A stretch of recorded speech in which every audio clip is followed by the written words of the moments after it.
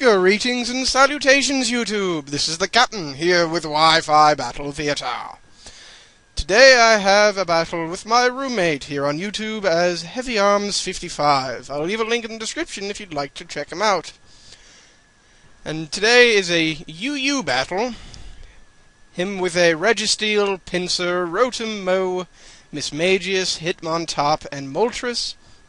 Whereas I have a Chandelure, Weavile, Magneton, Absol, Cradily, and Dragonair. Let us, with no further ado, get into the battle. Now that we're done with that bit of fun accent, here is the actual battle. He leads with the Registeel, as you saw there in the beginning lineup, same with myself and my Chandelure.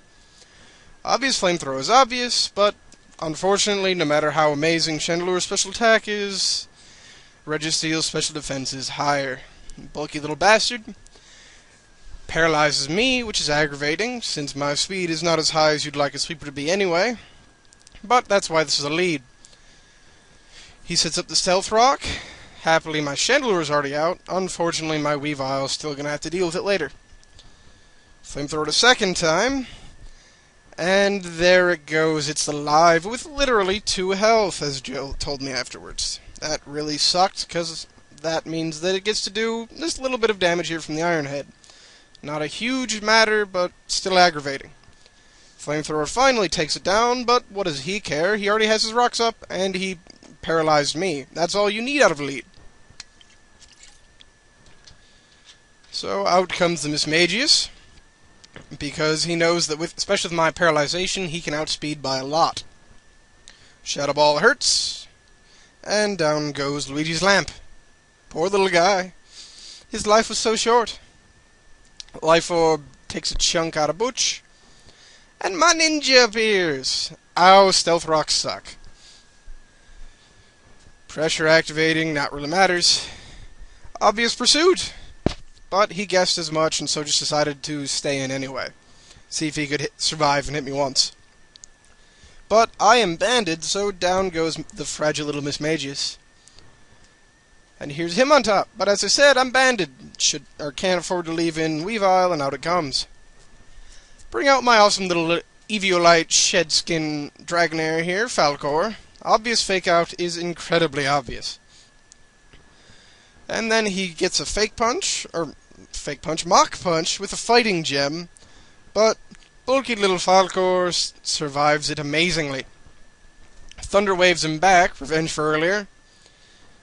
At this point, though, I'm a bit low, and I know his move's going first unless I para-hack, so Mach Punch hurts a bit, but I rest.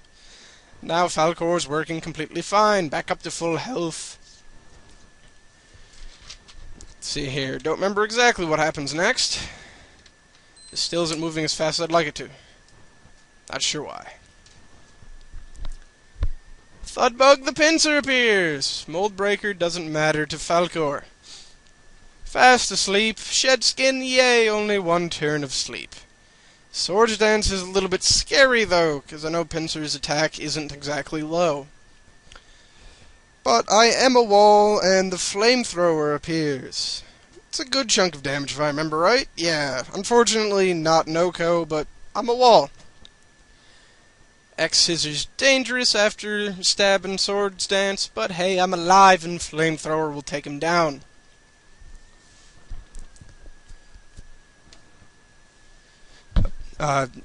Listening to him afterwards and talking to him a bit, he apparently didn't expect me to run a Flamethrower, which is odd. Now he goes for Volt Switch here. He really should have just Thunderbolted or used Leaf Storm even, because I resist that incredibly well and he allows me to get off another rest. But meantime, back out comes Hitmontop. Flamethrower to the face. Oh, so I didn't rest like I thought I did. Good to know. Unfortunately, Techno's a bit specially bulky, and the Fake Out, with a crit especially, does take me down. But that's 2 for 2, I do believe, so I'm doing pretty good. Weavile comes back out. Stealth Rocks once again smacks him in the face really hard. But with his Paralyze, I outspeed. My party move goes first. I was hoping here that with the Band and Stab that would kill him, but obviously it doesn't. And the Mach Punch, I do believe, kills me back. Yes. That made me quite thoroughly sad, but guess I overestimated the power on Weavile.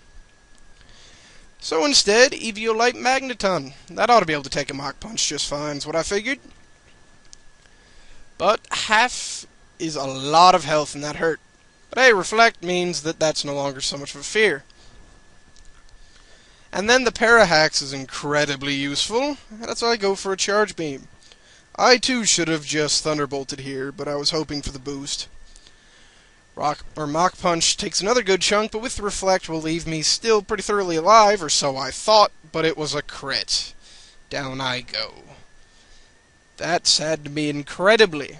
So I bring out the Harbinger of Woe, my Absol with Superlock and Scope Lens. Should critical hit everything in the world, always. With the Reflect, I figured I would live, even if only barely, so I went for a Swords Dance to attempt to do a bit of a late-game sweep with this guy. So, Swords Dance helps me a good bit. Sucker Punch is +2 priority. Screw you, Hitmontop.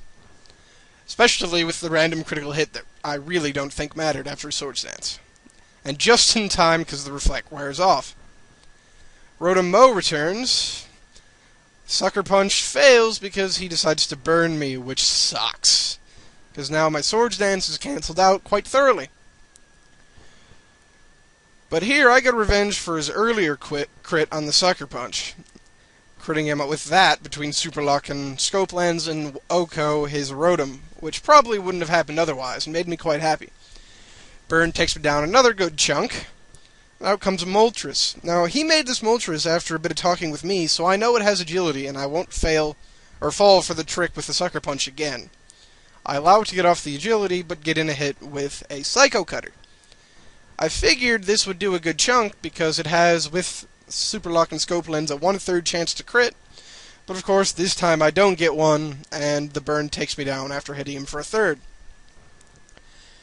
Bring out my special wall, that's still alive, Trunker the Cradley here. Eat a Flamethrower, but little did he know, Mirror Coat. And I do believe that was his last poke, so that will be the game in my favor. 2-0, if I'm not mistaken. Because I still had one of my pokes. Actually, no, I think all my stuff was dead at that point. Other than the Cradley. So 1-0, really close game. Good job, Joe, Mr. heavyarms55. And I will see you all tomorrow.